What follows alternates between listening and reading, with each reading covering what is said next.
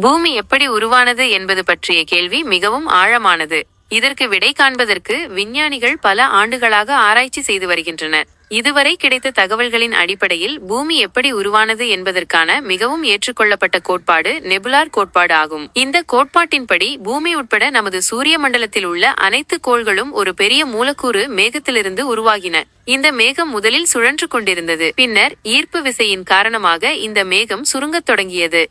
சுருங்குவதால் மேகத்தின் மையப்பகுதி வெப்பமடைந்து ஒரு நட்சத்திரமாக மாறியது. இதுவே நமது சூரியன். மேகத்தின் வெளிப்புற பகுதியில் இருந்த தூசிகள் மற்றும் வாயுக்கள் ஒன்று சேர்ந்து பெரிய பெரிய துண்டுகளாக மாறின. இந்த துண்டுகள் ஒன்றுடன் ஒன்று மோதி ஒட்டிக்கொண்டு கோள்களாக உருவாகின. இப்படித்தான் பூமியும் உருவானது. பூமி உருவானதற்கான கால அளவு 4.54 பில்லியன் ஆண்டுகள். இதுவரை கிடைத்த தகவல்களின்படி பூமி தோராயமாக 4.54 பில்லியன் ஆண்டுகளுக்கு முன்பு உருவானது. பூமி உருவாக பல கட்டங்கள் எடுத்தது. முதலில் ஒரு உருகிய நிலை